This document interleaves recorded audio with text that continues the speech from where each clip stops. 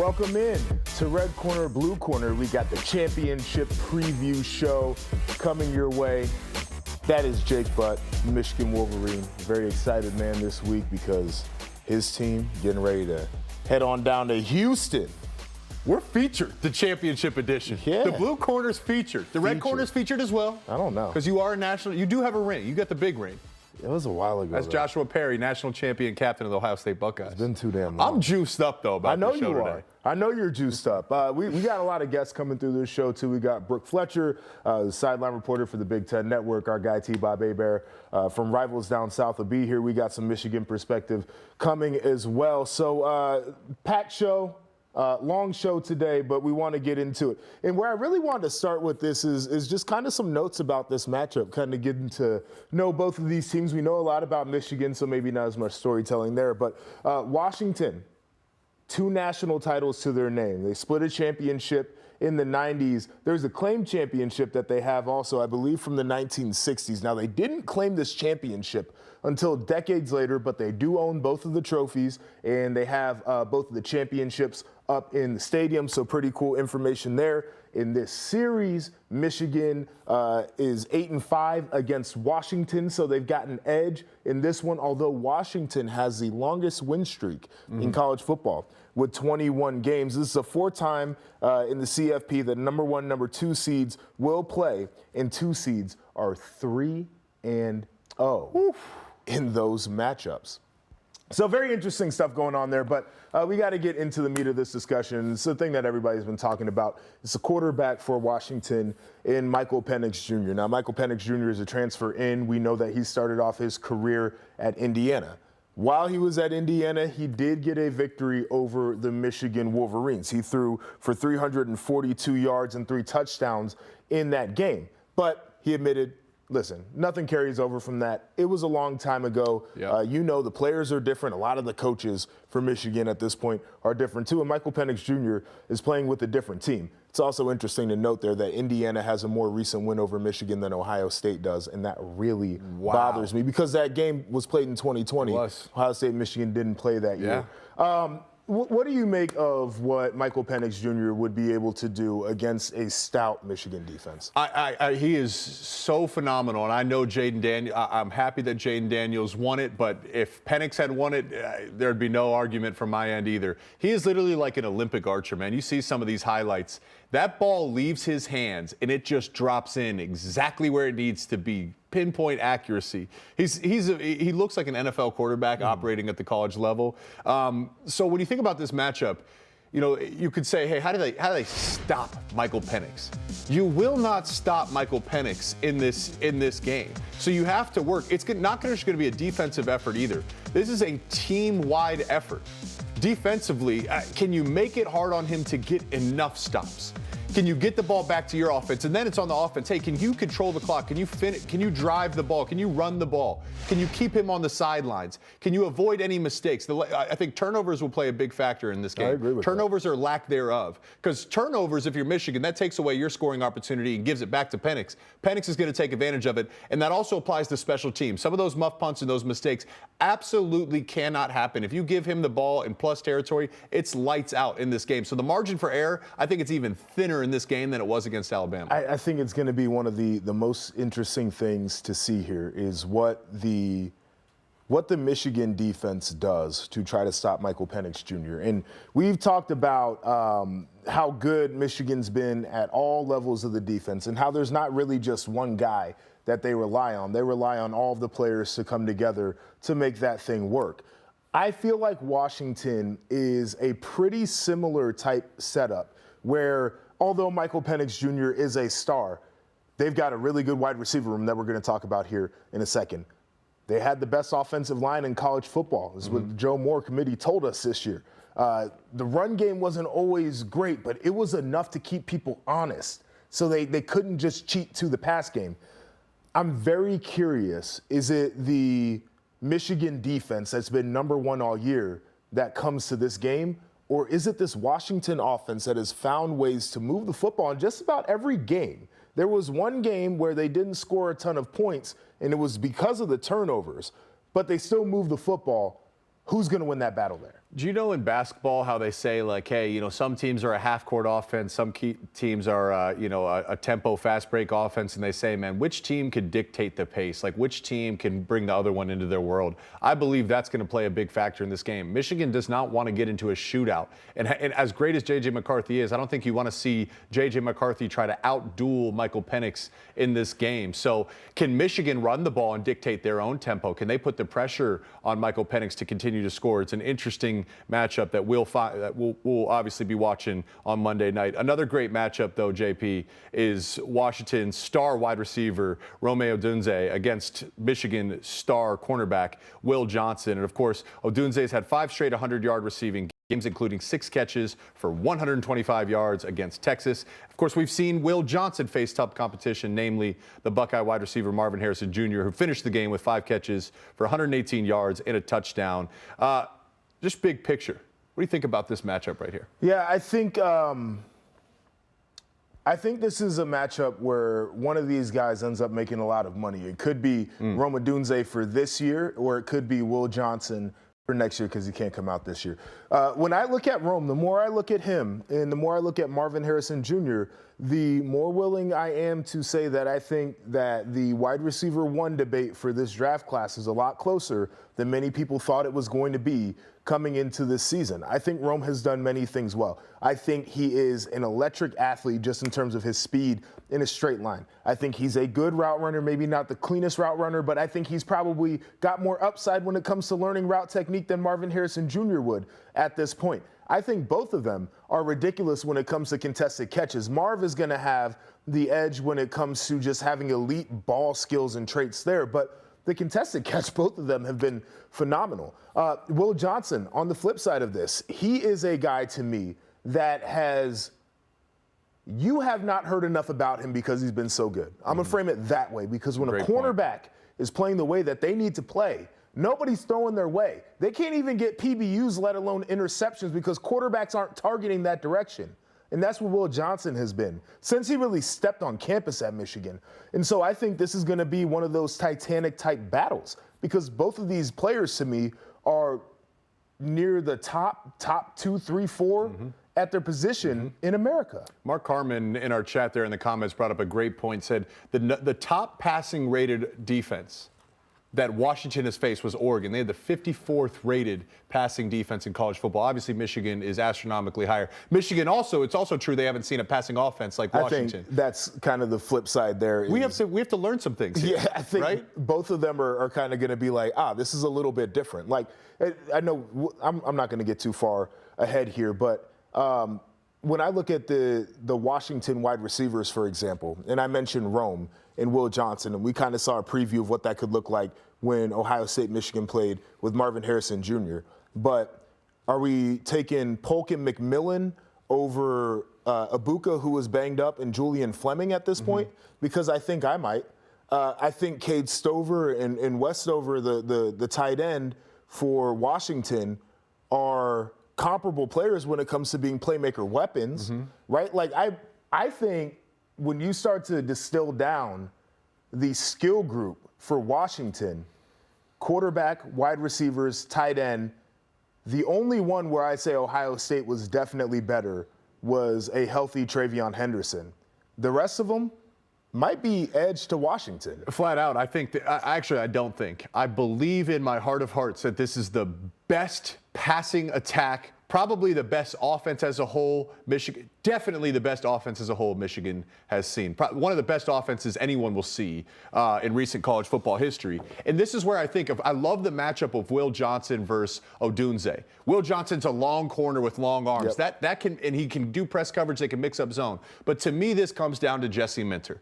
And what you need to do, what he did versus Alabama, what you need to do versus an explosive offense, get them thinking. Penix is fine thinking. You're not going to slow him down. But can you show him the same picture 10 times in a game and have the post-snap picture change 10 times in this game? And then can you use that and take advantage of maybe 1 turnover or 2 turnovers? A couple key plays in this game. I believe the receiving corps is going to get theirs. I believe Penix is going to have a phenomenal game. But there'll be a few moments in this game that could tip the scales, whether it's a dropped interception or an interception, whether it's a batted ball on 3rd and long or that ball you just missed the bat and they convert. A few moments will decide this game. Yeah, I'm there there with you. I think that's kind of going to be it. And it gets into the next topic that we have here when we talk about the head coaches and Jim Harbaugh and Kalen DeBoer.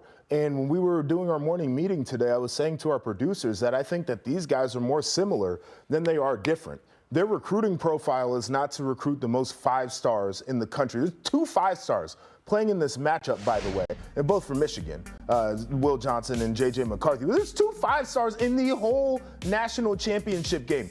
Both of these coaches understand how to build programs and how to develop players and how to maximize. Both of these programs' identities, whether you want to say it or not, has been the line of scrimmage, right? Mm-hmm. Joe Moore Award winners, like, you don't do that because you don't give a damn about the line of scrimmage. Yeah. When it comes to Washington, it's a different protect the line of scrimmage. Michael Penix Jr. has only been sacked 10 times all season long, right? For Michigan, it's the other way around where it's like, oh, we're going to road grade you and we're going to get the tough yards downhill, but it's still very similar to the way that they're built. To me, I think the reason why either one of these coaches have been successful too is because they're not scared to take advantage of the margins of the football game. Mm-hmm. My example of that, we've talked about Sherrone Moore. Against Ohio State, he did it. Against Alabama, he did it. The 4th down calls, and he knew exactly what he wanted to call, and he was able to extend drives in a timely way that resulted in points and really swung the game at times. I look at Kalen DeBoer and what he's done throughout the season when he needed to go for it on 4th down and said, you know what, I'm going to do it. And they got him. Mm-hmm. And he knew what he wanted to do. Mm-hmm. Very similar approaches, and I think that the chess match between the coaches is going to be another fun thing to watch here. I agree with everything you say, so I will only add this that I think plays a factor where I believe, and I'm speaking on behalf of the Blue Corner here, one of Michigan's biggest strengths is they as a team are unified and aligned. Their culture is strong. This is one of the more mentally tough locker rooms that I've seen and that I can remember. I can say the same thing about Washington, too. They've been counted out and doubted. You know, everyone's picking Oregon twice. Texas was the favorite to win, right? They've been counted out and doubted all year. Michael Penix, what he's overcome in his career with the injuries. Kalen DeBoer, his explosive climb to get Washington to where they are. That's another matchup where I think it has benefited both teams at times this year. The fact that they are so mentally tough. They're operating on a different mental level. And yet, good meets good and force meets force in this game. Yeah, I think it's funny because the first thing that I said when this matchup came out is that Washington might be the only team that can out-underdog Michigan. Yeah. And they got them in the championship game. There's so much from an approach standpoint that I think mirrors between the programs, and that's what makes this one a lot of fun. That's a great point. Here's the funny thing about it, and as we both talk, you get to decide your own narrative that you want to believe. Both of them will tell you they're the underdog this week, which makes it really fun. One of them gets to win and gets to say, no, we were the underdog. The victor gets the last word. That's all good. All right, let's get us out of here. It's time for our first break on this championship preview show. Jim Harbaugh declared J.J. McCarthy Michigan's greatest quarterback. So coming up, we'll visit with the longtime Michigan beat writer Angelique Chengelis to see if she agrees. It's coming up.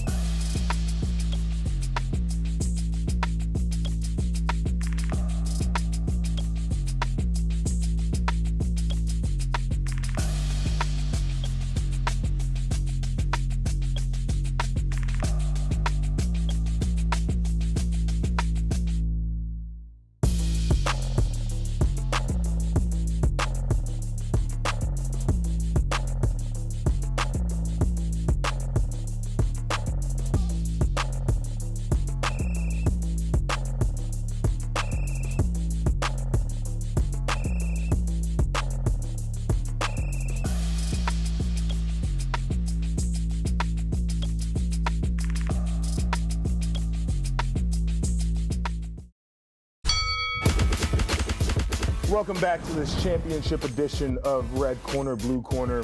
Jake Butt is joining me. I'm Joshua Perry, and we're pleased to be joined now by longtime Michigan beat writer Angelique Chengelis of the Detroit News. Angelique, it's been a while since I've been able to speak to you. I'm sure you got to catch up with Jake out there in Pasadena, but how's everything going?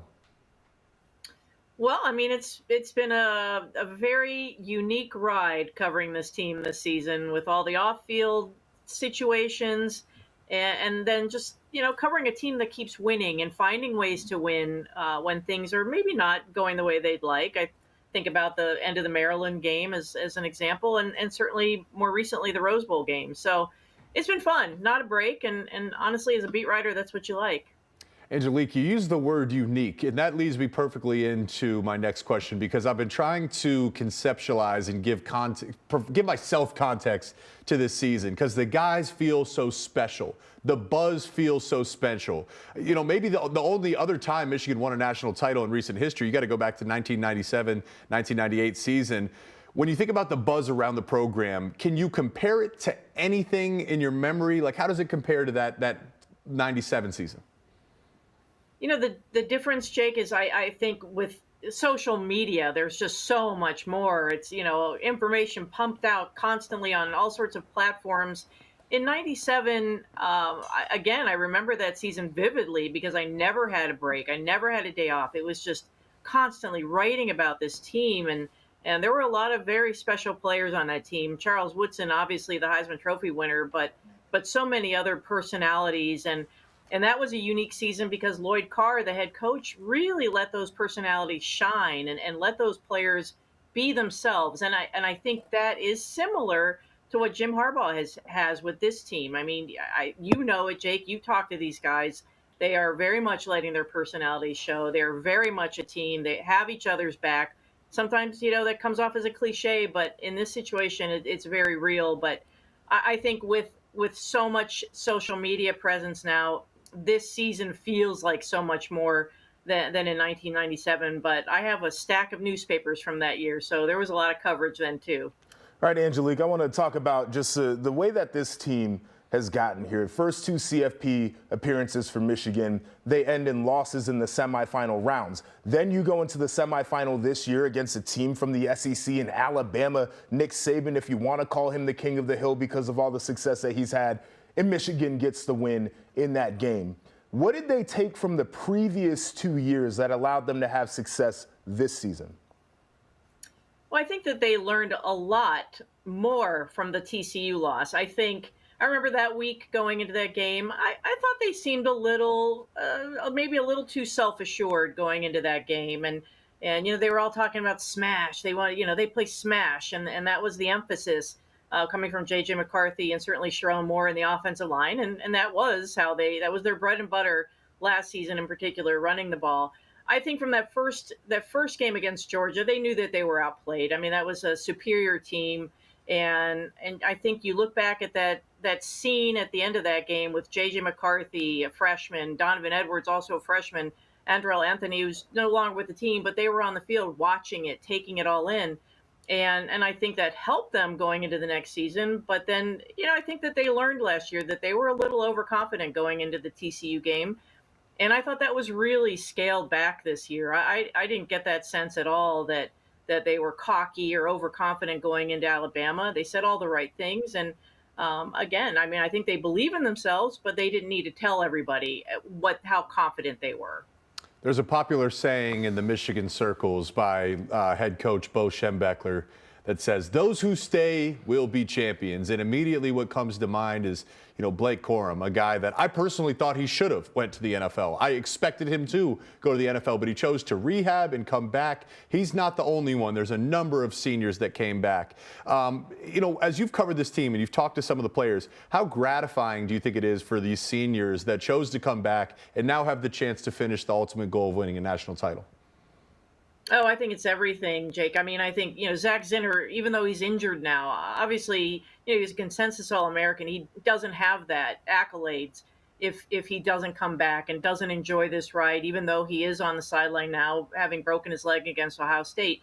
You've got Trevor Keegan. You mentioned Blake Corum. You got Michael Barrett on defense, who took his level of play up a year. And I think he knew what he had to do if he wants to play at the next level. I think when Ernest Hausman came in, the transfer from Nebraska, I think that gave him, another challenge to take his game to a different level. Mike Sainristil could have moved on.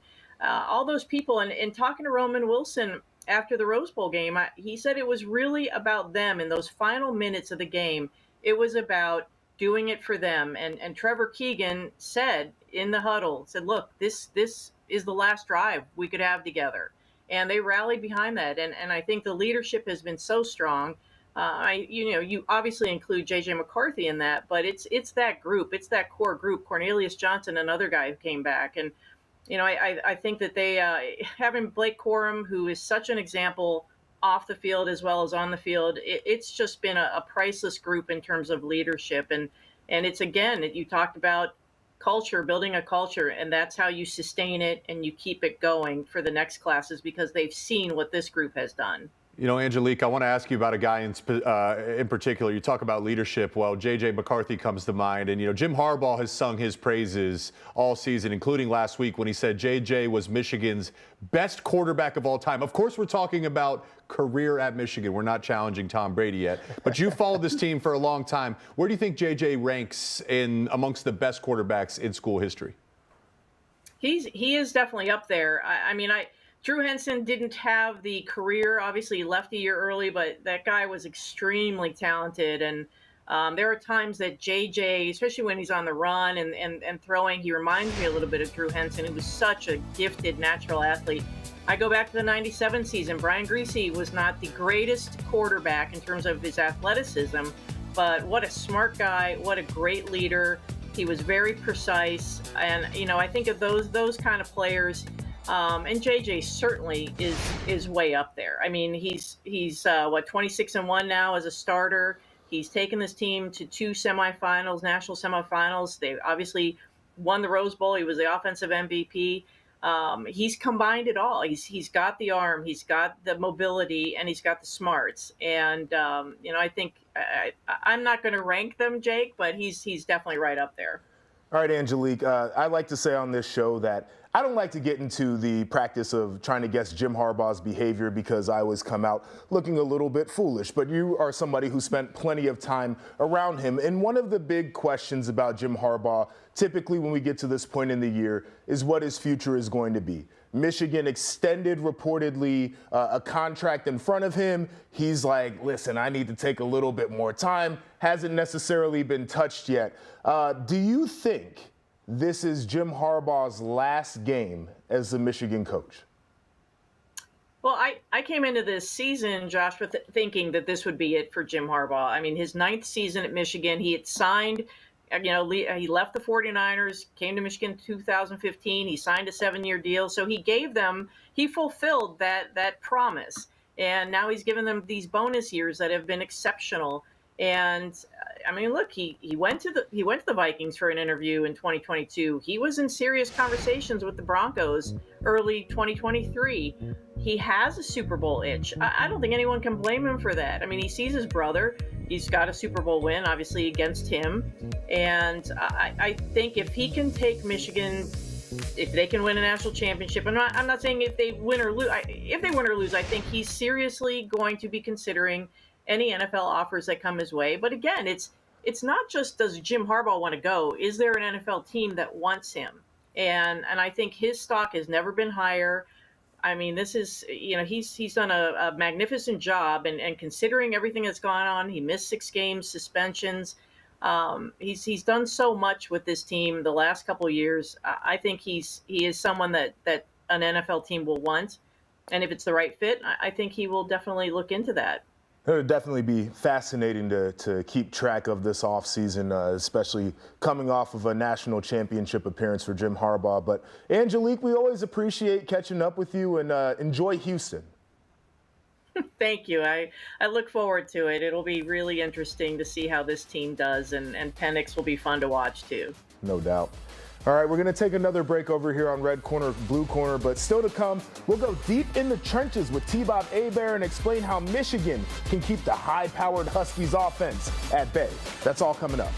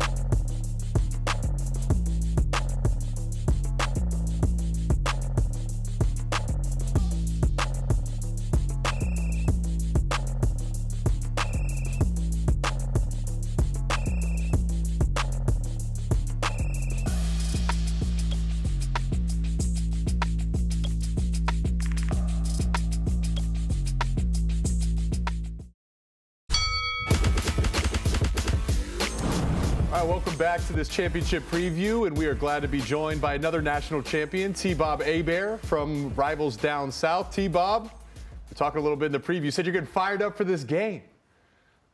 I mean, boys, how could you not be, right? Novelty is always fun. And I don't see Kirby Smart. I don't see Nick Saban on either sideline. I don't see Dabo Swinney, and thank God for that. We have two programs. I mean, for Washington, it's been since 91. For Michigan, since 98. I mean, that was before the BCS was even around, guys. So we're talking about being on our third national championship format and like the last time that these teams won. So, no, it's and these are, in my opinion, clearly the best two teams in college football this year, and they represent something that I thought was maybe lost to time, which is the concept of team, where the whole can be greater than the sum of its parts. And I love things like blue chip ratio and looking into that, but it was starting to feel more and more like college football was just all about the stars and all about high price free agency, and both of these teams kind of fly in the face of that, and I adore them for it because, again, it's not just that they've gotten lucky. If you look at the data and the numbers and metrics, these are the two best college football teams this season, and it's really hard to parse who you think is going to win this game. Oh man, you're spot on as always, and I can't wait to watch the game. In particular, one matchup which is going to be the trench play, and I know you can appreciate some good trench play. The Huskies, of course, won the Joe Moore Award for the nation's top offensive line this past college football season. Didn't allow a sack versus Texas, and in fact, they've only allowed 10 sacks all year long, an absolutely wild stat. Of course, when you're playing a great quarterback and a great passing attack, I'd say it's important to get pressure. In the context of this matchup, T-Bob, how important is it that Michigan gets pressure? How do they get pressure? Maybe it sounds counterintuitive here. I don't know that it is uber important for them to try to pressure Michael Penix. Like, if you look at that Texas game, if they couldn't get home on sacks, and I don't know who will. And if you want to look at the plans that have been successful against Penix, it's not adding guys to the rush to try to prioritize pressure, right? Because that's when you get in trouble on the back end. It's can you confuse him with coverages? And again, it's not just the offensive line. Although, let's be clear, Washington's tackles are elite. I want to say combined, I think they've given up like less than 5 pressures or something insane like that, and it's like with over 1,000. Like, the tackles are elite. The O-line's really good. But then look at Texas. When they did get through, Michael Penix Jr. is he's a wizard. He just sidesteps, shakes, and then he keeps his eyes down and he makes the play. So be careful over prioritizing pressure. What I want to see is, can you confuse Penix with disguising coverage on the back end? And Washington has made a lot of their living this year winning one-on-one battles. Michael Penix is courageous. He will throw into invisible windows and trust his guys to get it and place it where they can get it. You could call it 50-50 balls. In Washington's case, they're more like 80-20 balls. But this is a damn good secondary, the best one they faced all season long. And so can Michigan win more of those battles than other teams have been able to in the backfield? Like, that's where I'm more looking at. I think Washington's O-line's going to be fine. Yeah, I tend to agree with that. And I love the point that you brought up, T-Bob, about what Penix has done in the pocket, because I'm watching some of the clips from the Sugar Bowl, and Jake had brought up the idea that Michael Penix would not have seen an interior rush the way that Michigan can interior rush. And I agree with that, with the exception of Texas. I think that Texas has some dudes on the inside that are crazy. And center might have got his butt whooped. Guard might have got his butt whooped. Didn't communicate a twist, didn't pass it off, whatever the case is. And Penix is like side swipe, step up, boom, deliver a daggone strike down the football field. That's the type of quarterback they're dealing with. I'm there with you on the offensive line being able to protect him, but when there is a mistake, he can cover it up. I think what Washington should try to do, because I agree on the secondary for Michigan giving different pictures, and we talk about that a lot. They have a chance to formation Michigan in a way that other teams have not, because they can. That's what their playbook does. Yeah. And so I would take advantage of that, too. I think they can show some different looks that aren't seen all the time in the Big Ten. I believe Ryan Day tried that, too, though. We talked about what Ryan Day, maybe not to the extent of Washington. I believe they are in a category of their own. We deserve to do that. But Ryan Day was did a great job formationally trying to scheme open, but it was particularly just Marvin Harrison Jr. Right. where Washington has more weapons. Right. I think the Ohio State game that I think actually and y'all can speak this better than I can, but I think it's the Ohio State game of 2 years ago that if I'm a Michigan fan would have me feeling good about this matchup, because that was a much better offense than what Ohio State brought to bear this time around, and Michigan was ready for it and shut it down. And they had C.J. Stroud at quarterback, and they had multiple elite weapons on the outside, so it's maybe more representative of Washington. I think maybe the counter there would be, I think this Washington team is just flat out a better football team as a whole. I think they're tougher. And again, this is the crazy thing about the Washington Huskies this year. They just score, and Michigan does as well. So there's no great advantages in this game, but they just score so high on the intangible front. The je ne sais quoi. What is it? They've won 10 games in a row by 10 points or less. Like, you should lose some of those mathematically. How do you consistently win? There's something ephemeral yet very powerful about what Washington does. Yeah, it's an interesting thing, man. Like, I keep going back to this idea that I think these programs mirror each other in a lot of ways, and that's what's so fun about this matchup. But I want to get to this Michigan offensive line against the Huskies D. And we know what Michigan is in terms of a mentality and what they've been built off the last few years, and that's their ability to run the football against the Huskies defense that is not that good, if we're being completely honest, by the numbers. 400 yards of total offense they give up per game this year. They allow 6.4 yards per rush against Texas. Blake Corum, 13 touchdowns in the last 6 games. You got 6 straight games of multiple touchdowns by Blake Corum. Listen, I mean, do you think that it's as simple as Michigan can do the Penn State game plan to a certain point of hand the football off, control the clock, and get out with the win? So I just mentioned that I think there's no areas in which either team has, just a massive advantage. This would be the closest to a massive advantage that you're going to find on this field, right? They should be able to run the ball pretty much at will. At least that's what the numbers up to this point tell us. So I feel like that's what Michigan's going to have to lean on. I think Blake Corum's going to score a couple touchdowns. Like, I think he's going to have a ton of success. But I think the reason why they won't be able to do the full-on Penn State game plan is because Washington can make the most of limited opportunities. Will it apply extra pressure to them to cash in? Absolutely. But pressure does nothing to Washington. They played with pressure all year long.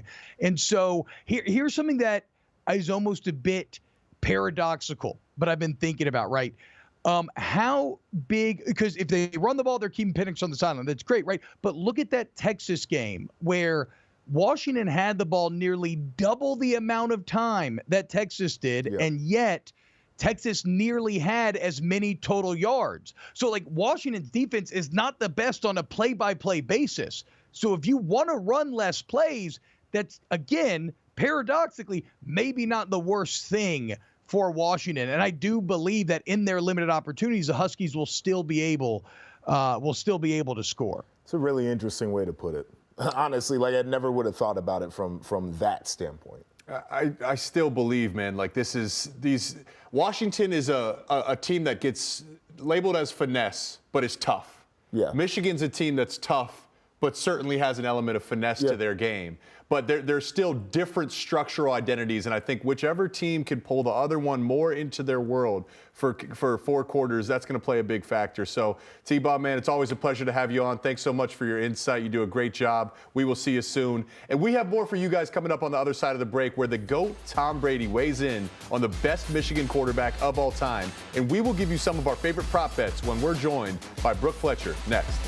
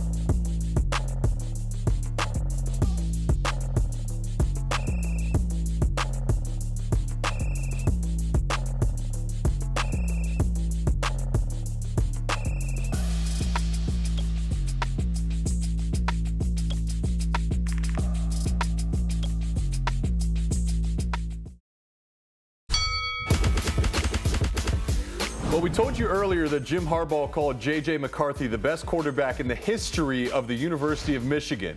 And if there's one guy whose opinion rises above the rest, it's Tom Brady. He weighed in on Instagram, and he seems to agree, saying, "Go Blue, no doubt."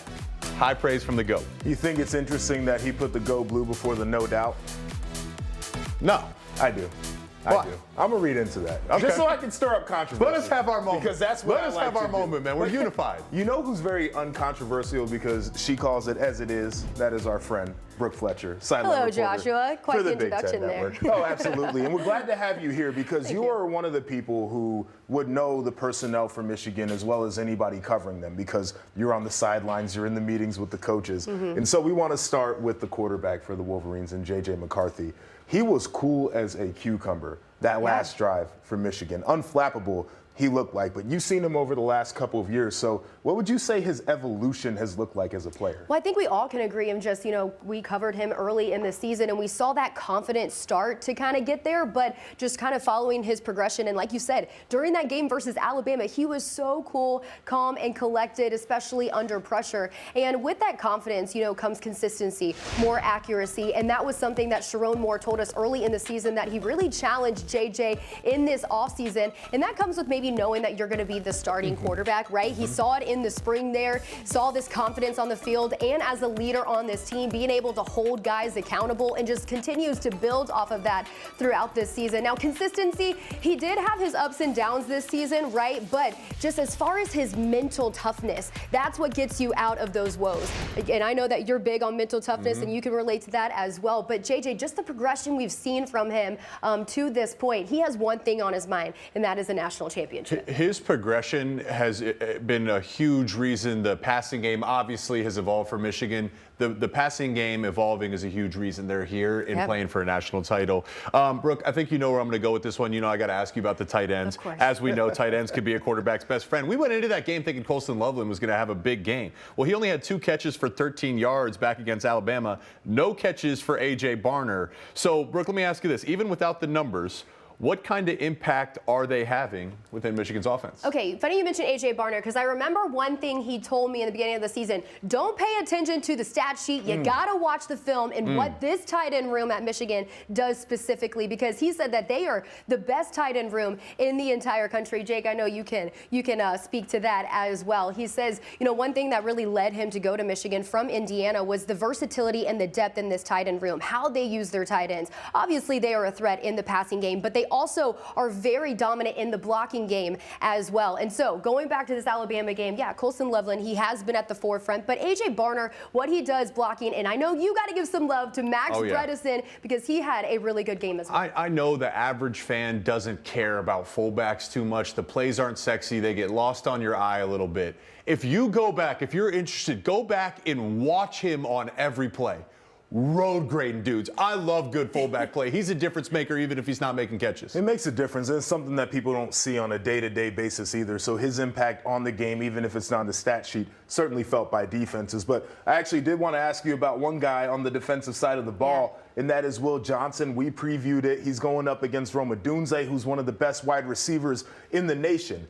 Will Johnson was tested earlier this year when he had to face Marvin Harrison Jr., and I would say he did a pretty good job in that matchup. The thing that people fail to realize, though, is that Will Johnson is a true sophomore. He's got to come back next year. What does it say about the trust that they have in him that they'll assign a true sophomore to the biggest matchup in the game? He is one of the best defensive backs in the entire country. That's what defensive coordinator Jesse Minter told me. And this was early in the season of his sophomore year. He didn't even have, that was before his incredible season and what we've been able to see him do there for that defense. And this is one of the best pass defenses in the country. And you can attest that to Will Johnson and the impact that he makes. Minter told me that, the way he's able to predict plays and how elusive he is, not many guys can do that, but his maturity and what he can show on the field, that's what takes this defense to the next level. And he's a leader in that room. Jake, we talked to them earlier this season, him, Rod Moore, these are just a few guys that have really just taken them to the next level. This is where legends are made, simply put, right? And you think about Charles Woodson, Desmond Howard, some of the legendary players, it's because they were legendary in the biggest moments. Will Johnson has a chance to be legendary in the game on Monday. All right, Brooke, we appreciate all of your insight. There's really good information. I don't think anybody's getting that anywhere else, but we'll catch up with you soon. Sounds good. Got some prop bets for you. You know, we promised you. So sometimes prop bets, they can tell a story. So as you look at this, I find the total points for Washington a bit interesting. 25.5. Penix passing yards, 291.5. McCarthy passing yards, almost 100 yards less at 196. We can keep going down. So we will be rejoined by our guy T-Bob. He is our resident degenerate gambler. Oh, wow. T-Bob Hebert, how you doing, man? Thanks for coming back with us. How do you make sense of some of these prop bets? Here, I'll give you my answers real quick. Over. A lot of offense. I like a clean sweep, man, and it's just because I expect this to be a close game, right? And I don't see how this is a close game unless Penix doesn't go over 300. And I just watched J.J. McCarthy go for 240 against Alabama. I think he could certainly do that if they force him to in this game. I think Blake Corum's going to have a big game. I don't think you're keeping Rome under 89.5. And it's like, yeah, maybe all these aren't going to hit, but maybe it's counterintuitive. I am favoring the offenses in this matchup. The only counter I would say to this is one thing. When you look at, there was a change in the clock this past offseason. In game, what was happening is when teams were playing explosive offenses, they would wait till the very last second to snap the ball. I can see Michigan overemphasizing the run and snapping it really late just to give Washington less opportunities. Like the more times they get the ball, the more times they have a chance to score, the quicker they can put up points. If I was Michigan, I would tend to run the ball and snap it inside 5 just to give them less opportunities, which may hurt that bet. As a fan, though, T-Bob, I would love to see the overs hit and love to see a back and forth game for sure. Yeah. I mean, it's always more fun. But we talked about during the commercial break, and Joshua pointed out, like a lot of what we were getting at last segment I was on was simply about basically saying that like Washington is okay as well playing that conservative style game. Right. I'm just thinking of sometimes in these championships, like even like first half under could hit, but like just in these championship games by the fourth quarter when you gotta have scores, they just have a way of almost spiraling where people start putting up numbers. And so I don't know. I mean, this is just an intuitive feel it in my balls sort of take,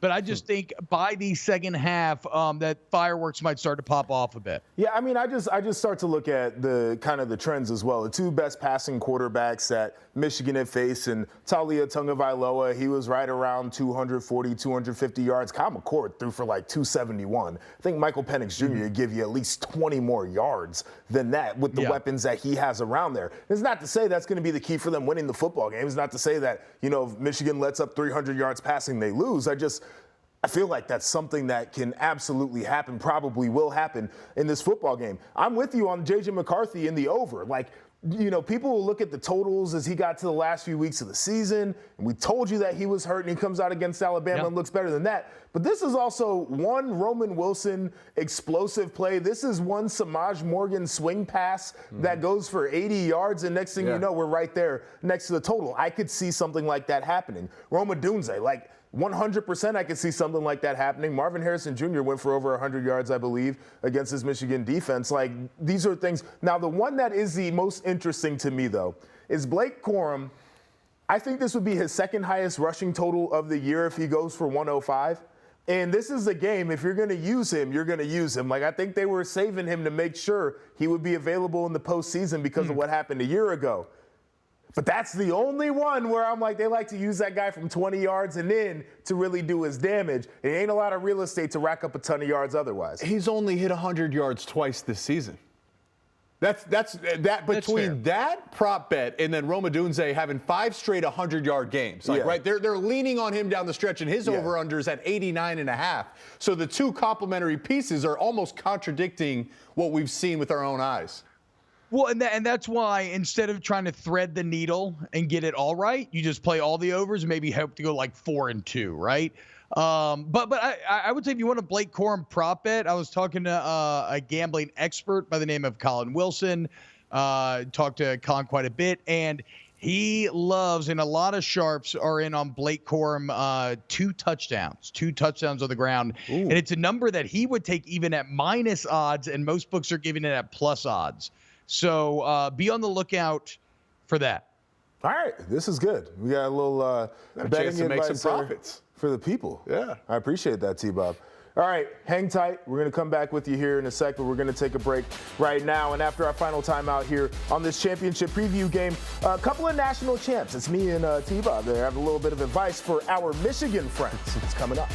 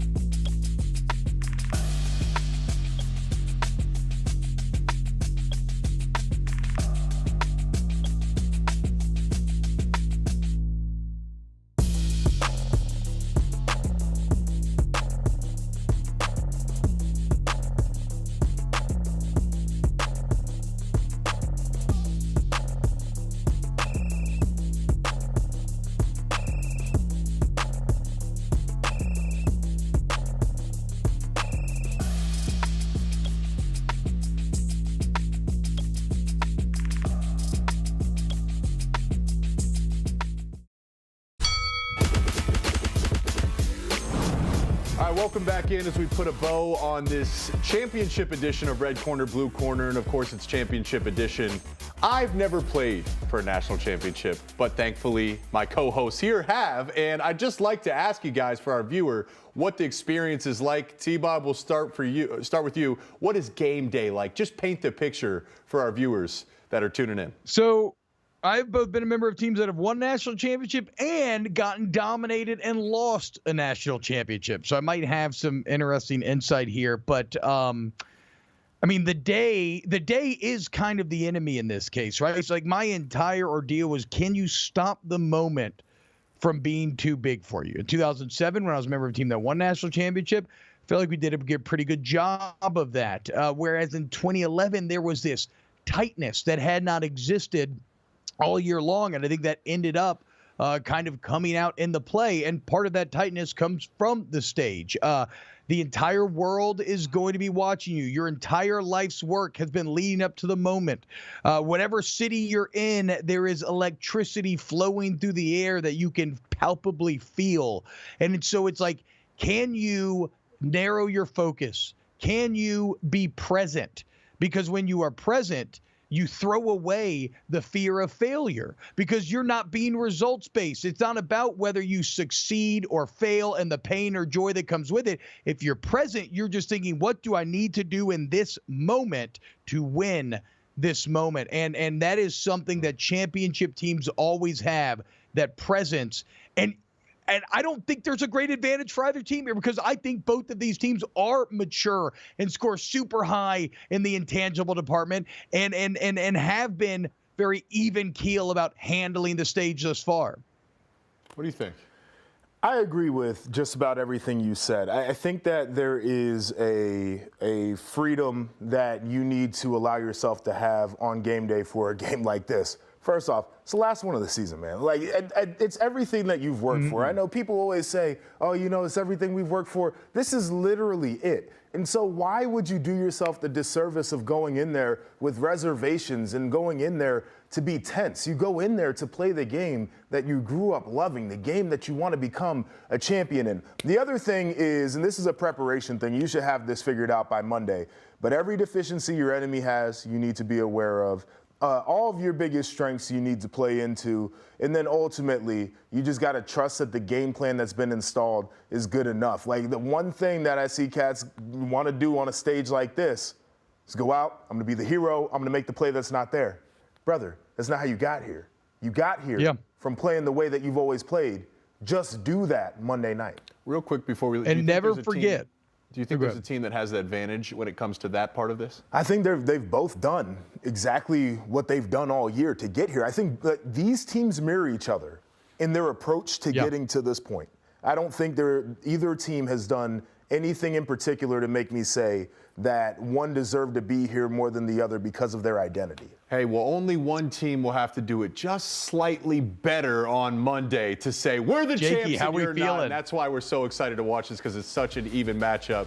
T-Bob, man, thanks so much for joining us. You guys, thanks for tuning in. He's Joshua Perry. I'm Jake Butt, and we will see you soon on another episode of Red Corner, Blue Corner. Enjoy it. Houston should be fun, Jake. We'll see you down there.